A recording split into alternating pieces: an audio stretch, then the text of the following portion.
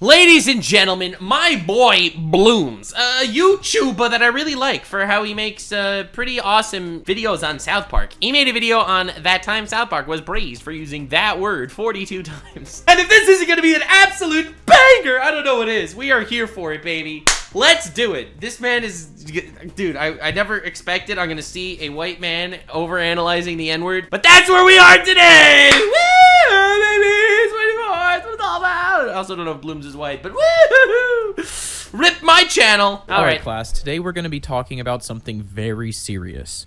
We're going to be talking about the N-word. Ah! I'm gonna get so cooked. Let's do it, baby.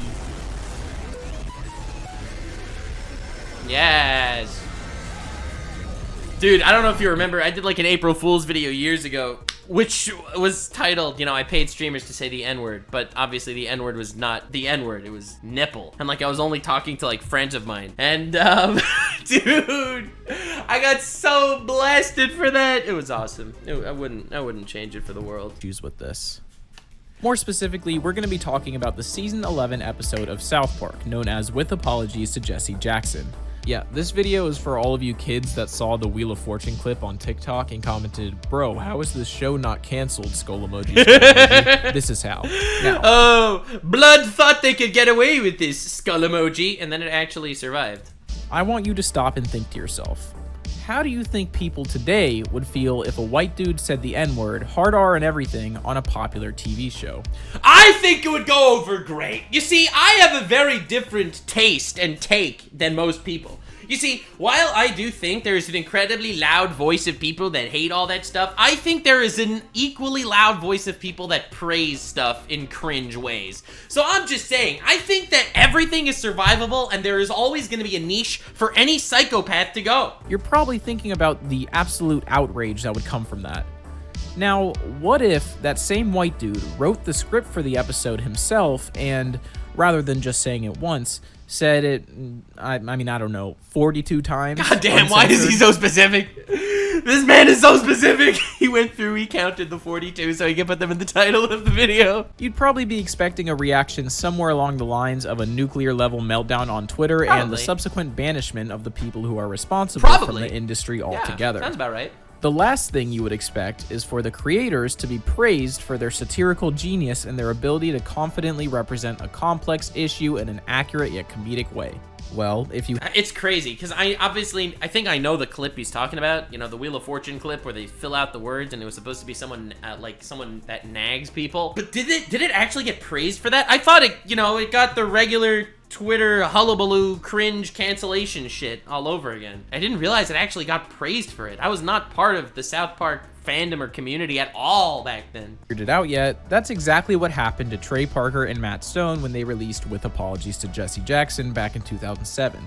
So my question for the class today, and the question that will be answered by the end of this lecture, is how did they do it? Dude, honestly, fantastic video topic. Holy shit, man. Dude, great video. Blooms, this is why you're my favorite South Park YouTuber. I'm just saying. This word, the word that has ruined the careers and reputations of so many in the past, and not only suffer zero consequences from doing so, but actually be praised for their usage. Yes, Mark. Well, I mean, I think it's pretty obvious. The episode came out in 2007. That was a completely different time. No. Don't give me that cop-out answer, bro. It's not the 2007. It was old and it was a different time, which, yes, it's true. It was a different time. However, no. That's not it, because people today get cooked for their shit in 2007, too. And people didn't react the same way they do now.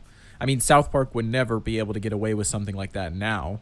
You know, you bring up a very interesting point, Mark. You are correct that the reaction to the use Think, Mark, think! Did he call the random guy Mark to ask some questions just so he could say think, Mark, think later in this video? That word has seemed to grow larger, and generally speaking, people react much stronger than they did 16 years ago. That's true. But keep in mind, it's not like it was okay to say the word back then. Michael Richards got in a ton of trouble just months before this episode for using the word at a comedy show, something that is touched on several times throughout this episode. So times have changed can't be the only explanation. Oh, and to your point about how South Park wouldn't get away with it nowadays, I present you this. Oh, don't tell me people are still mad about that nigger thing. And this.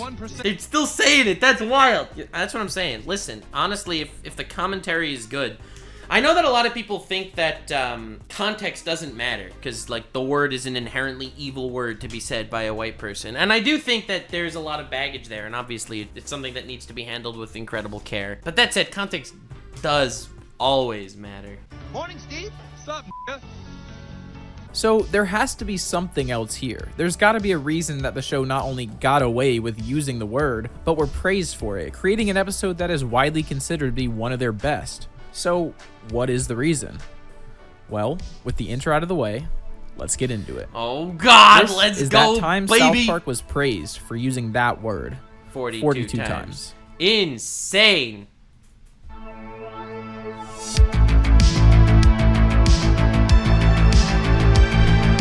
The episode begins with Randy on Wheel of Fortune. He's just one puzzle away from winning $30,000. The category is people who annoy you, and after Randy gives his letters, there is only one letter missing.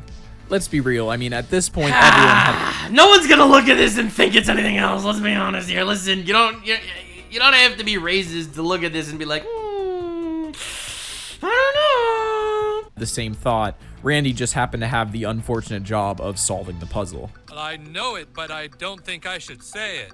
Now, watching this episode for the first time, I started thinking, surely they're not gonna do this.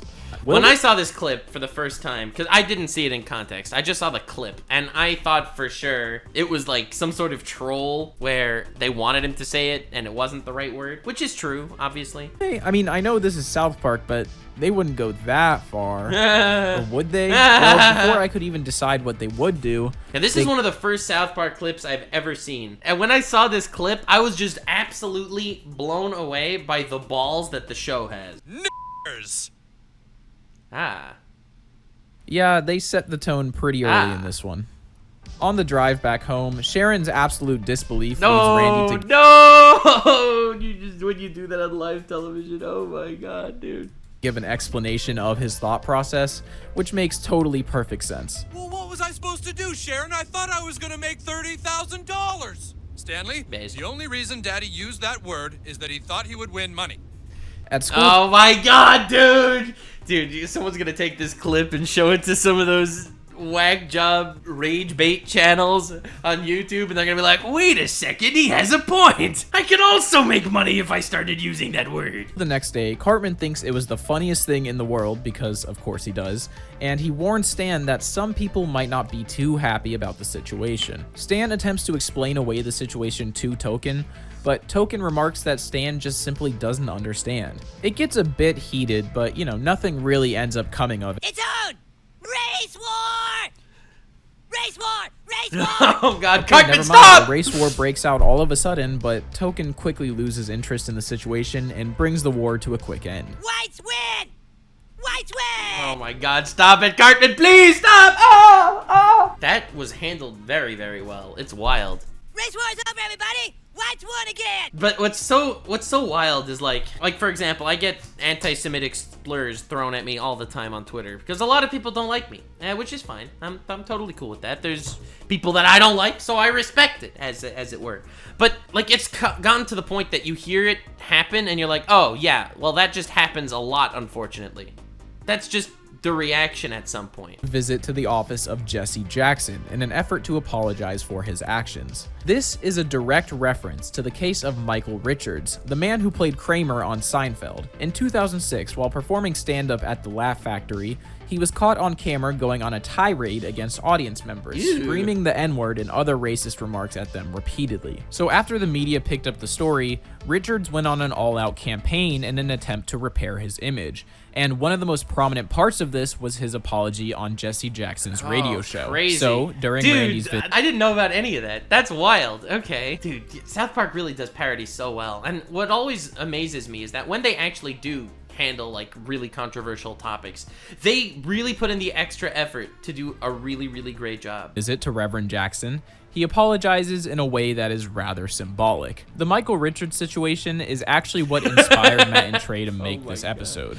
According to the DVD commentary, they had the idea for the Wheel of Fortune scene for years, but they didn't know how they would be able to implement it into... But dude, oh my god, that sounds so wild. It's like, listen, we had this racist joke we wanted to tell. It was a really good racist joke. Like, the racist joke was so good. We wanted to tell that racist joke. And we tried so hard to fit that racist joke into so many scenarios, but it was tasteless.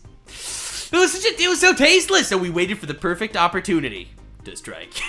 Oh god, that sounds horrible. To an episode. Well, when this whole situation went down, they immediately realized their opportunity was here. Oh, after Randy some real life situation happens and they're like, finally, gloves off. apologizes, Stan tells Token that everything is cool now because Randy apologized to Jesse Jackson. Token responds with a line that is both funny and accurate. Jesse Jackson is not the emperor of black people. Bro, it's like someone does like horrible racist shit and then they apologize to one person of that race. Is that supposed to make me feel better? Did the negative energy that you put in the world dissipate now? This scene shows some of the frustrations. Frustrations? What is going on? What? Frustrations. Dude, I love when people leave their bloopers in.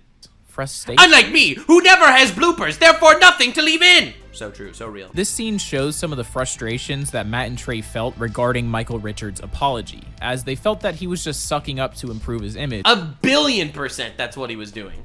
There is no doubt in the world that was nothing more than some sort of symbolic gesture to make the society see you as in a better light. Acting like Jesse Jackson is a representative of the entire black community and that everything is okay now that he apologized to him.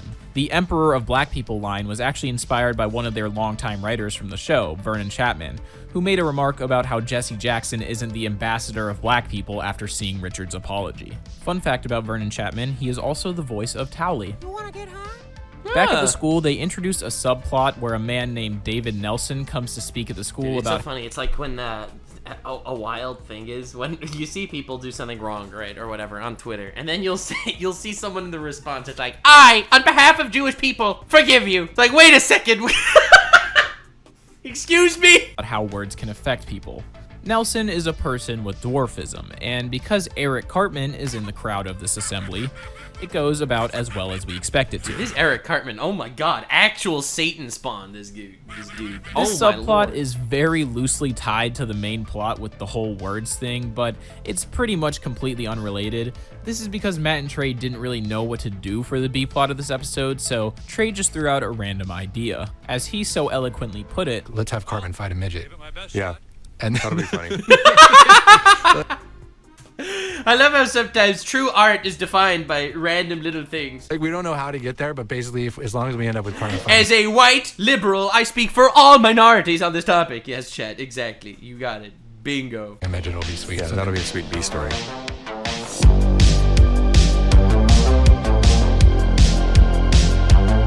after Jesse Jackson told Randy that he needs to experience black culture to get a better understanding of their experiences, God. he decides to watch a black stand-up comedian at the Laugh Factory. The comedian quickly recognizes Randy as the guy from Wheel of Fortune and decides to give him a new nickname. Look, everybody, it's the guy.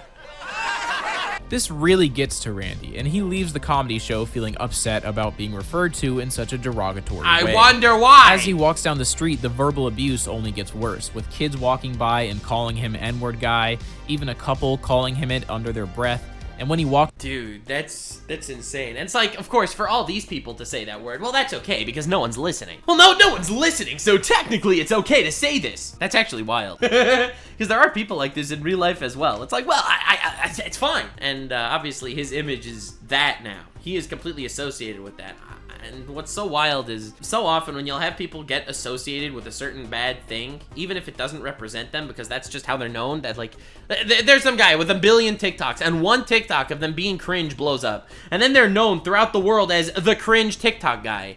That is the path that they have no choice but to take. It does not emulate who they are, it does not represent who they are, but that's how the world is going to see them regardless, because that's how they were put in front of the masses. Walks into a convenience store, he's told he's not welcome there due to this label being placed on him. You aren't welcome in this store, guy. God Meanwhile, damn. Mr. Nelson decides to try to talk to Cartman about his words, and once again, it goes as well as we expect it to. Get it? Shut your f***ing mouth. Speaking of Dr. Nelson, a little fun fact about his character is that the reason his voice sounds like that is because Trey was inhaling helium to do his lines. This explains why the pitch of his voice seems kind of inconsistent throughout the episode. He didn't get to me. I was just joking. In an effort to express Okay, his sure, feelings, sure, I guess, sure. Randy Do attends the dog fucker analogy. Dude, I don't need to do the dog fucker analogy every time, okay? Sometimes dog fucker analogies do not need to be said. But you fuck one dog and you're always known as a dog fucker. You happy? You happy? a spoken word contest and performs his own slam poetry, discussing this label that has been placed on him and how it disregards his humanity. He is more than just that word, but it's all people see him as. Oh my god, bro. How on the nose is that? Dude, I never actually looked at this episode with any remote level of seriousness in my life. They're more than just the label. And he's using that on himself. That's hilarious, honestly. No matter how I try, people just say, hey, there's that guy. Do you get it? Do you see the parallels yet? Got it. This is Got it, probably my got it, favorite got part it, of the got it, episode. got His it, poem Blooms. Great video, dog. Great video. Got it. is hilarious, and his delivery just makes it so much funnier. Hey, guy, hi, guy, stop! Now go, when I can be thought of as more than just guy. Respect. God damn. So if you somehow haven't figured it out yet, Randy's treatment is a pretty obvious representation of the experience of black people in America. You know, being called a horrible name, being treated differently and discriminated That's insane. That is such good commentary. He's being ostracized by his community because of a label that was placed upon him. How ironic that that label on him is the label that people use against other people that don't deserve it. against, and they go deep. The episode goes on. Stan once again tries to talk to Token, saying that now he understands him because of what Dr. Nelson said at the assembly. Token is still not very receptive. So, black people are midgets. Okay, listen. Oh no. There's no good way to say it. Just treat people like people. Dude, just treat people like people. Damn it.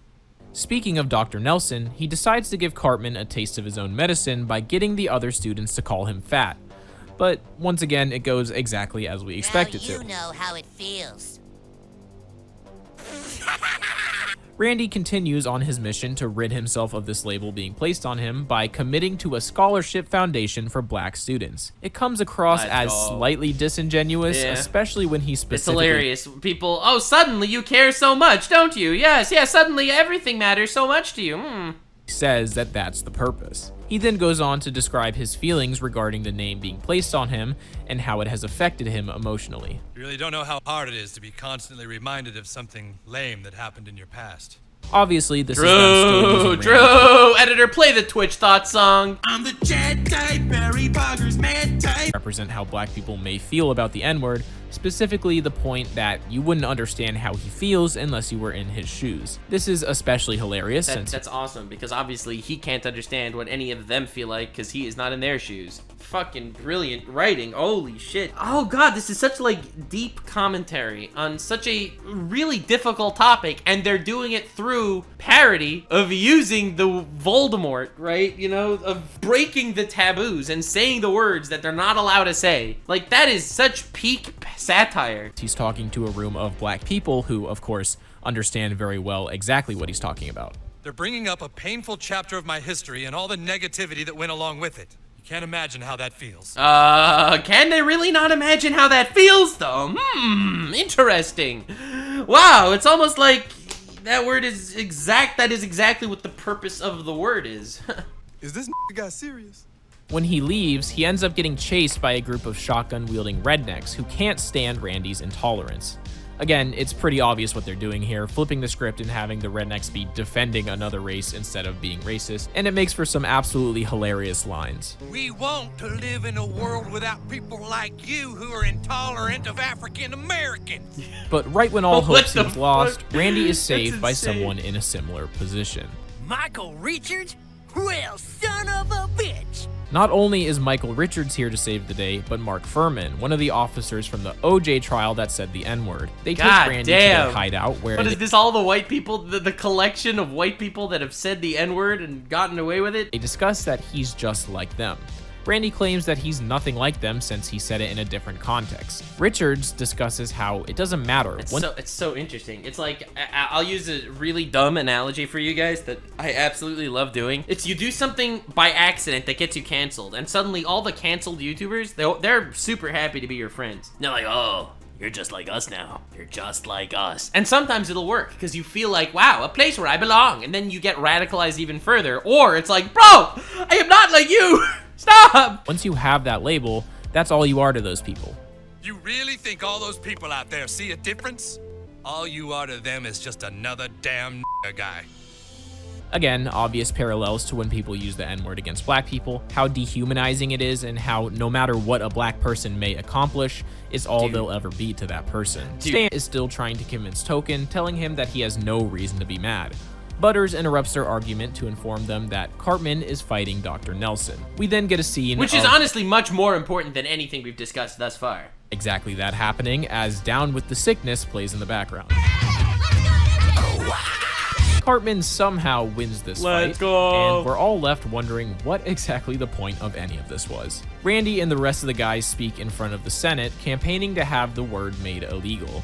He makes some totally valid points that make me laugh. 2 words which by themselves can be harmless, but which together form a verbal missile of hate. He even suggests oh my god, the 2 words, the N-word and guy, when you combine them, it's a missile of hate. But the words separately, that's fine, because the target of that joke is someone else. That doesn't affect me at all. Slur may one day be used to refer to all white people, and once the Senate realizes that, they immediately understand. They pass the bill, and the word is officially illegal to say in the United States, making it the first word in history to be banned. If a person uses the word it must be at least 7 words away from the word guy. I think this is... Holy shit. Dude, it's like they absolutely and positively know exactly what this level of parody is doing. It's like, oh god, people in power just doing anything to protect their own, I guess? I don't know, man. This is so good.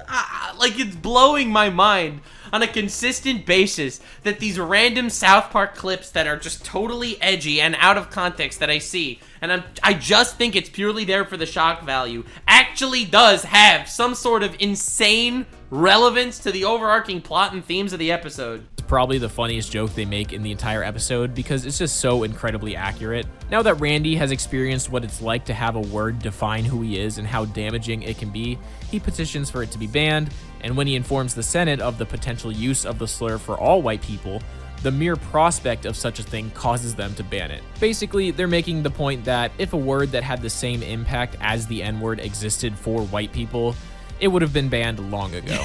Which, I mean... Obviously, that is the connotation they're giving here. Yeah, probably. And finally, at the end of the episode, Stan comes to the realization that Token has been looking for this entire time. I've been trying to say that I understand how you feel, but I'll never understand. That's true. That's it, baby. Man finally got there. He finally said it. I don't think people want you to understand. They want you to be normal and human and nice and kind. They don't want you to have been in the same situation as them. I'll never really get how it feels for a black person to have somebody use the N-word. True Now that. you get it, Stan. That's it. Yeah, I totally don't get it. Thanks, dude. Dude, what a great episode.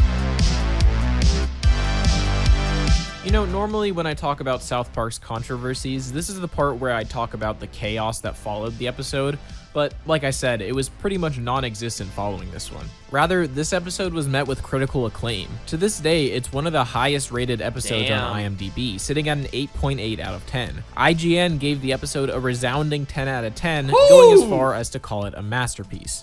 I didn't actually read the review, but knowing IGN, it probably said something along the lines of, it really makes you feel like you're being called the N-word. 7 out of 10. Too much water. Interestingly enough, CNN actually ran a story about the episode, and it included this bit of unintentional comedic timing that I greatly appreciated. I know it, but I don't think I should say it. But he does say it. It's funny because the segment definitely felt like they began by attempting to capitalize on another South Park controversy, showing everyone how mad people are about this episode by interviewing people in the streets, only for these people they interviewed. But obviously no one thought it was bad, because this is the best social commentary that ever tackled the topic. That's insane. Like, no, I didn't find it offensive at all. Actually, I really enjoyed it. It's not really the word that's important. Look at what's going on inside, you know? That's what I got. The most egregious example of this was when they interviewed the two founders of a group known as Abolish the N-Word, a group with ties to the NAACP. Again, it definitely felt like they saw the name of this group and thought, they're definitely going to be pissed about this. We gotta get an interview from them. Dude. Well, if classic CNN gang. Dude, even in 2006, CNN's been peddling. Every single news site just keeps freaking funneling people down their own mindset again and again and again. Does anyone actually care about the truth anymore? That was their plan. It backfired heavily, considering they would praise the episode, citing it as educational and helpful to their cause. This show, in its own comedic way, is helping to educate people about the power of this word and how it feels to have hate language directed at you. And this was white journalists on CNN trying their absolute best to demonize this episode. Founders of Abolish the N-Word is really the key to why they, quote, got away with using the word. The episode itself is kind of a statement on why the word shouldn't be used, especially by those who have no understanding of how it feels to hear the word used against them. The heavy focus on Randy's experience having hateful words thrown at him illustrates this point perfectly, as his experiences mirror the discrimination that black victims of the past have faced. Especially clear when Stan makes the concession that he doesn't understand, despite spending the entire episode trying to relate to Token to make him feel better. He finally realizes that the only thing he can truly admit about the situation is that he doesn't relate. He's never known what it's like to get called the N-word as a black person. This whole episode is just the perfect execution of the same way South Park has always done their satire, which I've talked about 1,000 times on this channel. Take a controversial issue, use imagery or words that on their own could be considered offensive, and use them to add to the underlying message behind the episode. So even though they may be using a word that many would consider offensive, they're doing it to better emphasize the underlying point that they're making. They've used racial slurs for the greater good. That's peak satire. That is peak satire. At all. The reason this episode was so uncontroversial is because they did so well. Anyone who watched this episode would be able to tell you what I just told you. Wow! It's almost like context matters! It's impossible! Context matters! Make the point very clear, and because of that, the people who you would think would have been offended understood that Matt and Trey were actually on their side. Well, true. Almost everybody. Wait, what? You see, I forgot to mention that there was technically one group that was offended by this episode. Let me guess, it was Twitter users 10 years later! But their reasoning was not really what you would expect. The Parents Television Council... Oh! Alright, I heard about this. Okay. Yeah, I heard about this. Is a conservative activist group known for targeting South Park many times throughout the years. Alright, let's go. Their founder, L. Brent Bozell, would come out Bro's name is Brent Bozo? Oh, damn. After the release of this episode to criticize the lack of outrage surrounding the episode. Particularly, he would criticize the response from the founders of Abolish the N-Word that I talked about earlier. He made comparisons to Don Imus, a radio host. Wait, so let me get this straight. I was just trying to wrap my head around this. Is a conservative telling black people to be more offended? That was not on my bingo card for today. What? Those who faced backlash for racial remarks made on his show. Now, this is what Don Imus said on his show. Yeah, that's pretty different in context. I don't really think they're all that comparable. So let me just real quick, let me recap what this man's opinion was. Please do. This dude, who clearly watched the entire episode and definitely understood the message, decided to tell black people how they should feel about the N-word being used. I mean, does that really sound that far-fetched? He's saying it like this. That's crazy. That's insane. But is that really that far-fetched? You open Twitter and you have people telling people when they have to be offended in certain scenarios. It's like, holy crap. Anything that goes on, and you have people that are literally completely disconnected from everything, expressing how you are supposed to be offended by this. It's like, bro, I am not offended, but no, you should be. These scripts just write themselves. Great video, Doug. Actually, great video. Homies, go to Bloom's. check out this man. He makes such great videos. But yeah, that sounds about right. That sounds about this guy told those people. Yeah. That's just Twitter in a nutshell. Like, subscribe, and follow me on Twitch. Stay weird, fam.